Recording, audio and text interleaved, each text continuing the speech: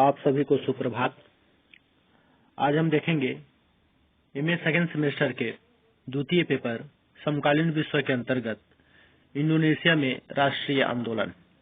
इसके अंतर्गत हमने देखा था ऐतिहासिक पृष्ठभूमि, इंडोनेशिया में इस्लाम का प्रवेश और उनका जो है पाश्चात्य देशों से संपर्क कैसे हुआ और प्रवेश कैसे कैसे हुआ और कब कब हुआ, इस पर थोड़ा देख लेंगे। पुर्तगालियों ने 16वीं शताब्दी पर प्रवेश किया और उन्होंने मलक्का पर अधिकार कर लिया था। ठीक उसी तरह से डचों ने 17वीं शताब्दी में और अम्बायना द्वीप में कब्जा कर लिया। 41 में मलक्का पर अधिकार कर लिया। फिर जो है डच ईस्ट इंडिया कंपनी की स्थापना हुई और उन्होंने जो है उसके जस्ट उपरांत मतलब जस्ट उसके बाद जावा के एक प्रमुख नगर है जिसका नाम है बटाविया, वहां पर अपना व्यापारिक केंद्र बना लिया। और इंडोनेशिया ही है जो हॉलैंड के राजनीतिक उत्कर्ष का प्रारंभ भी हुआ था। और इस तरह से हमने जो है ब्रिटिशों का आगमन भी देखा था, जिसमें प्रथम ब्रिटिश अभियान के अंतर्गत था, हमने कल बताया था 1591 में जॉर्ज रेमंड का आगमन हुआ था, अभियान चला था और 1600 में इन्होंने ब्रिटिश ईस्ट इंडिया कंपनी की स्थापना की थी। और 2 में लंका स्टार के एक नेता थे जो जहाजी बेड़ा के साथ जो है सुमात्रा द्वीप पहुंचा था। और इस तरह से जो है जस्ट उसके बाद जो है 1682 में यहाँ जो है उन्होंने व्यापारिक केंद्र बना लिया। तो इस तरह से उन चीजों को देख लिए थे कि कैसे उन्होंने यहाँ पर आए और प्रवेश किया और उन्होंने अपना व्यापारिक केंद्र स्थापित किया। और धीरे धीरे जो है डचों जो है इंडोनेशिया में अपनी राष्ट्रीय शक्ति को बढ़ाने के लिए एक दूसरे से संघर्ष भी करते रहे। जिस तरह से भारत में पाश्चात्य देशों का प्रवेश हुआ था और एक दूसरे पर जो है राजनीतिक प्रभुत्व स्थापित करने के लिए संघर्ष कर रहे थे, ठीक उसी तरह से इंडोनेशिया की स्थिति थी। आइए देखते हैं, आगे हमारा टॉपिक है कि इंडोनेशिया में डचों का प्रभाव कैसे हुआ और किस तरह से हुआ। तो इसमें हम देखते हैं एक इतिहासकार हैं सत्यकेतु विद्यालंकार जी, उन्होंने यहाँ पर अपना विचार प्रकट किए हैं और उन्होंने कहा है कि इंडोनेशिया में डचों के प्रभुत्व स्थापित होने के संदर्भ में 17वीं सदी के हॉलैंड के डच लोगों ने दक्षिण पूर्वी का जो देश था वहां पर उन्होंने सर्वप्रथम आना प्रारंभ किया। सन 1605 ईस्वी में उन्होंने सर्वप्रथम सबसे पहले अम्बायाना द्वीप पर अपना प्रभुत्व स्थापित कर लिया था 1605 ईस्वी में। और 1641 में उन्होंने मलक्का पर भी पुर्तगीज लोगों से ले लिया और उस पर भी अपना अधिकार कर लिया। इसी तरह से इन प्रदेशों की राजनीतिक दुर्बलताओं से फायदा उठाकर उन्होंने प्रभुत्व में लाने के लिए उत्सुक थे। हॉलैंड में भी एक ईस्ट इंडिया कंपनी की स्थापना की गई। इंग्लिश कंपनी की समान डच कंपनी ने भी व्यापार के साथ साथ राजनीतिक प्रभुत्व की स्थापना के लिए उद्योग प्रारंभ कर दिए। इस उद्योग में उसे सफलता भी मिली। जावा में बटाविया को अपना केंद्र बनाकर उसने अपने राजनीतिक उत्कर्षों का आरंभ किया और उस द्वीप में शासन करने वाले विविध राजाओं व सुल्तानों का अपना वंशवर्ती बना लिया। अपने व्यापारिक हितों की रक्षा के नाम पर डच लोगों ने द्वीपों में अपनी सेनाओं का भी स्थापना किया और उनके शासकों की राजनीतिक दुर्बलता एवं पारस्परिक झगड़ों से फायदा उठाकर अपने राजनीतिक प्रभुत्व को भी कायम कर लिया। इंडोनेशिया में अपना प्रभुत्व स्थापित करने के लिए डचों और पुर्तगालियों, डचों को मतलब जो डच थे उनको जो है किन किन से संघर्ष करना पड़ा, पुर्तगालियों और अंग्रेजों से।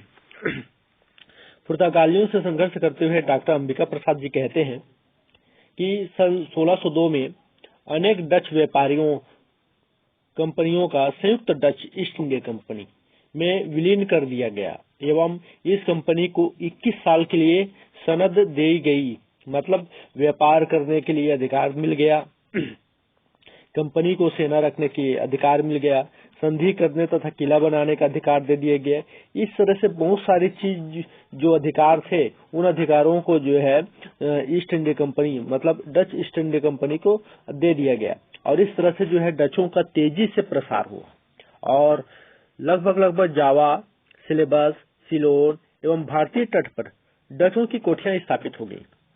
उन्होंने शीघ्र ही मसालों के क्षेत्र में जो पुर्तगालियों का आधिपत्य था उसको भी समाप्त कर दिया और 1609 में एक द्वीप है जिसका नाम है बांदा द्वीप, वहां पर भी अधिकार कर लिया और उसको क्या कर लिया, किलेबंदी कर लिया। इसी साल एक डच गवर्नर है जिनका नाम है पीटर बोथ, जिनको इंडोनेशिया के डच अधिकृत जो क्षेत्र थे उन क्षेत्रों को उनका अध्यक्ष बनाया गया। प्रादेशिक संघर्ष में डच लोगों को प्रारंभ में तो सफलता मिली लेकिन बाद में उनको जो है सफलता नहीं मिली। सन 1604-5 की बात है। मसालों के द्वीपों पर अंग्रेजों और डचों का संघर्ष हुआ। मसालों को लेकर लंदन व हेग में समझौते के विफल के प्रयत्न किए गए। 1613 में कैप्टन थॉमस बेस्ट ने अचेही में कोठी बना ली। इसके उपरांत अंग्रेजों ने जाम्बी, बोर्निया और सिलेबस में भी कोठियां बना ली। 1616 ईस्वी में बांदा द्वीप समूह में डच अंग्रेज संघर्ष के उपरांत संधि द्वारा अंग्रेजों ने इस द्वीप से हट जाना स्वीकार कर लिया। 1609 ईस्वी में डचों के governor general John Peterson Coen ने बटाविया को डच केंद्र बनाया। 17 जुलाई 1619 ईस्वी को संधि का पालन न हुआ एवं डचों ने 1621 में बांदा द्वीप समूह एवं अम्बुएना को पूर्णतः अधिकृत कर लिया। अंग्रेजों द्वारा हर्जाना न देने के कारण तनाव बना रहा। फरवरी 1623 ईस्वी में अम्बुएना में अंग्रेजी अधिकारियों की हत्या किए जाने पर अंग्रेजों ने डच अधिकृत क्षेत्रों से अपनी कोठियां हटाकर बांटम में अपना केंद्र बना लिया। मतलब यहाँ पर देख रहे हैं फरवरी 1623 में अम्बुएना में अंग्रेजी अधिकारियों की हत्या किए जाने पर अंग्रेजों ने डच अधिकृत क्षेत्रों में अपनी कोठियां हटाकर बांटम में अपना केंद्र बना लिया। सीधी सी बात है, वहां पर अंग्रेजों की जितने भी अधिकारियां थी उनका हत्या हो रहा था, तो उस चीज से बचने के लिए उन्होंने अपनी जो व्यापारिक क्षेत्र थी जो कि डचों के अंतर्गत आती थी उस क्षेत्र को हटाकर उन्होंने जो है ऐसे क्षेत्र को चयन किया जो डचों के क्षेत्र में न आता हो और इस तरह से उन्होंने बांटम में अपना केंद्र बना लिया। 17वीं सदी में 4 बार डच अंग्रेज युद्ध हुए। अंत में डचों ने अंग्रेज व्यापारियों को इंडोनेशिया से निष्कासित कर अपना एकाधिकार स्थापित किया। देख रहे हैं भारत में जब हुआ था तो भारत में अंग्रेजों ने सभी को खदेड़ा था। व्यापारिक एकाधिकार के क्षेत्र में सबसे आगे अंग्रेज रहे, लेकिन यहाँ पर डचों ने क्या किया था, अंग्रेज व्यापारियों को इंडोनेशिया से निष्कासित कर अपना एकाधिकार स्थापित किया।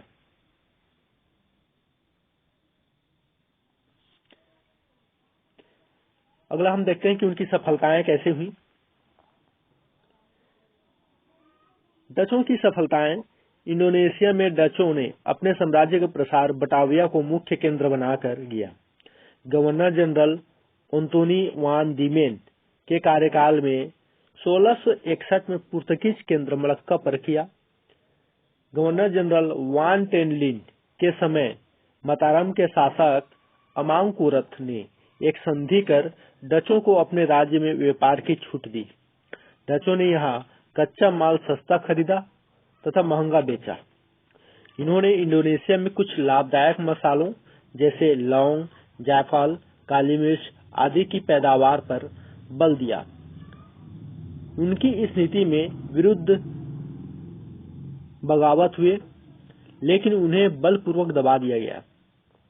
गवर्नर जनरल मतुस्सेकर के समय डचों ने पुर्तगाली और स्पेनी व्यापारियों को अपने क्षेत्र से निकाल बाहर किया। 1667 ईस्वी में सुमात्रा में मकस्सर को अधिकृत किया। डच व्यापारिक कंपनी एक राजनीतिक संगठन में परिणत हो गई। मतारम राज्य के उत्तराधिकारी संघर्ष में भाग लेकर 1677 में डचों को बटाविया की दक्षिणी क्षेत्र और सेमारंग बंदरगाह पर अधिकार कर लिया। गवर्नर जनरल रिचकोल्फ वन गोन्स में बाटम के सुल्तान से व्यापारिक अधिकार प्राप्त कर अन्य यूरोपियनों को निष्कासित कर दिया। डच शक्ति इंडोनेशिया से चरमोत्कर्ष पर पहुंच गई और इस तरह से डच एकाधिकार कायम रहा।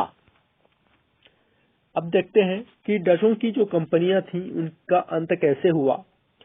जावा और इंडोनेशिया में भयंकर गृह युद्ध छिड़ गया।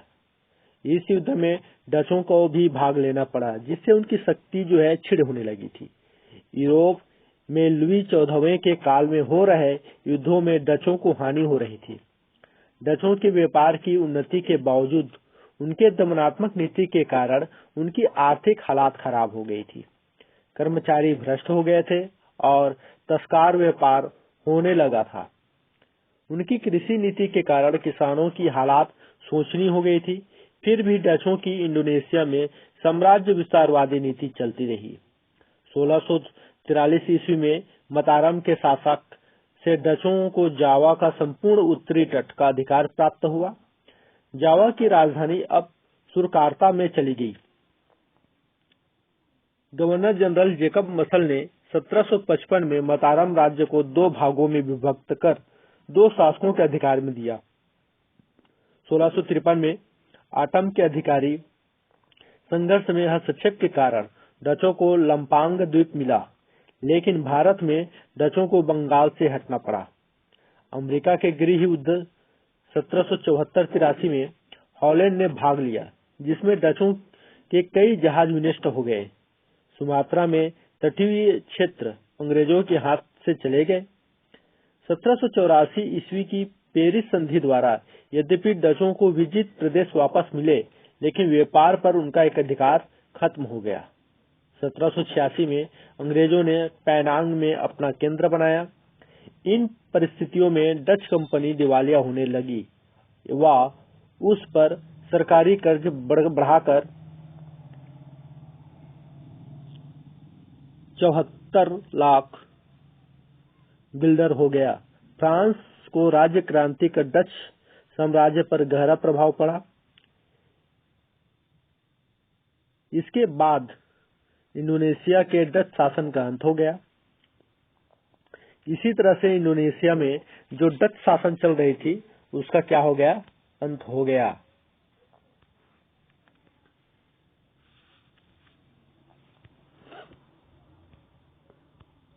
आगे हमारा टॉपिक है डच शासन में इंडोनेशिया में सुधार। डचों ने इंडोनेशिया में क्या क्या सुधार किए थे देखते हैं। इन्होंने जो है आर्थिक सामाजिक विकास हेतु बहुत से कार्य किए थे।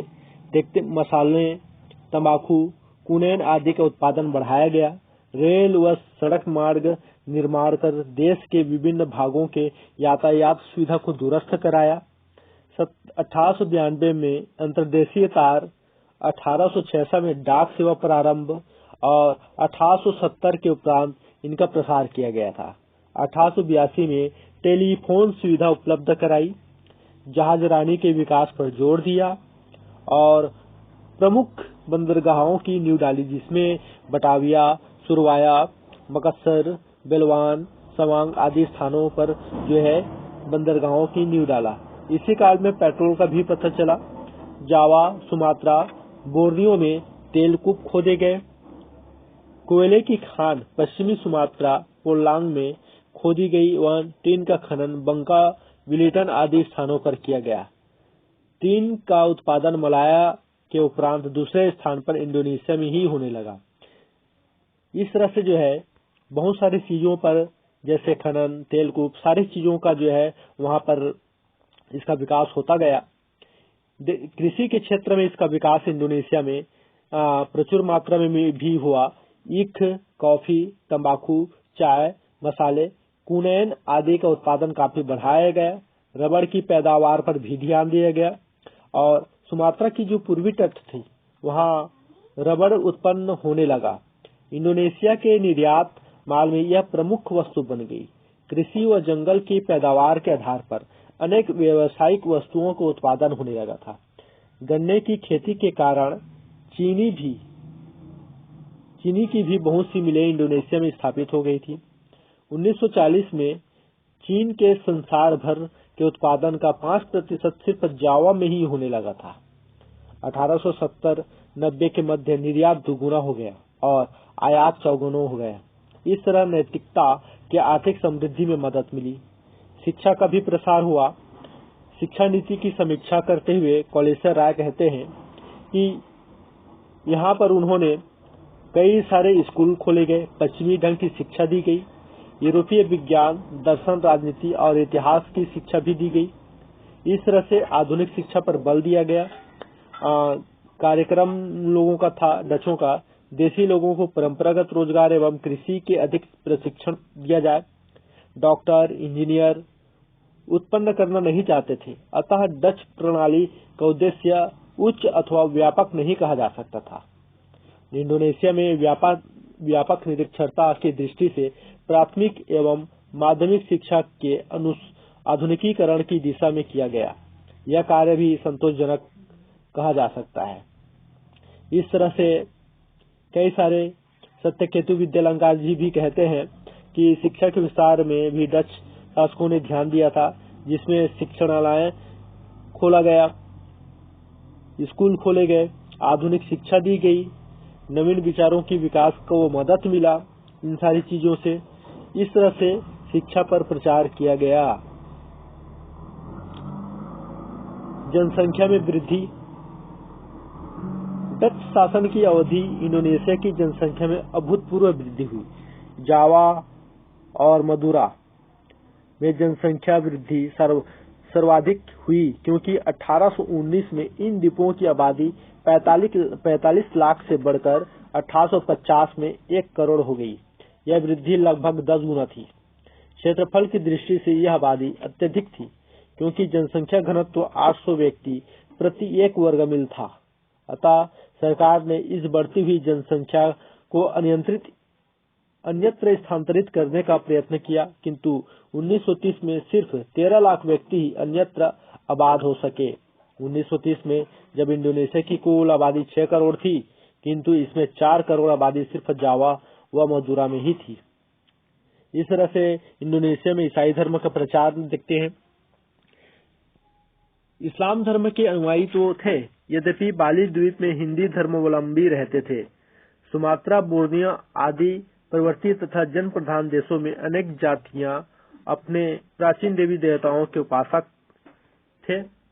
इंडोनेशिया में डच आधिपत्य हो जाने के कारण ईसाइयों के प्रोटेस्टेंट एवं कैथोलिक के प्रयत्न किए, किंतु 1941 तक सिर्फ 20 लाख लोग ही ईसाई धर्म में दीक्षित हो सके थे। सत्यकेतु विद्यालंकार जी के शब्दों में कुल जनसंख्या का 3% भाग का ईसाई धर्म का स्वीकार कर लेना भी साधारण बात नहीं थी। ईसाइयों की सफलता का मुख्य कारण यह था कि उन्होंने विशेषतः उन लोगों के कार्य किया जो मुस्लिम व हिंदू धर्म के असर से वंचित थे और सभ्यता की दृष्टि से पिछड़े हुए थे। भारत में पिछड़े क्षेत्रों में पर्यावरण करने के प्रयत्न जिस प्रकार ईसाइयों ने किए, वैसे ही नीति का इंडोनेशिया में अनुसरण किया। इस तरह से डचों ने कई ऐसे सुधार कार्य किए जिससे इंडोनेशिया में विकास का कार्य हो सके। आगे हम इनके मूल्यांकन और इंडोनेशिया में गणतंत्र का निर्माण कैसे हुआ और इन सारी चीजों को आगे हम देखेंगे। ये थोड़ा बड़ा टॉपिक है, इसलिए धीरे धीरे करके देखेंगे। ठीक है, धन्यवाद।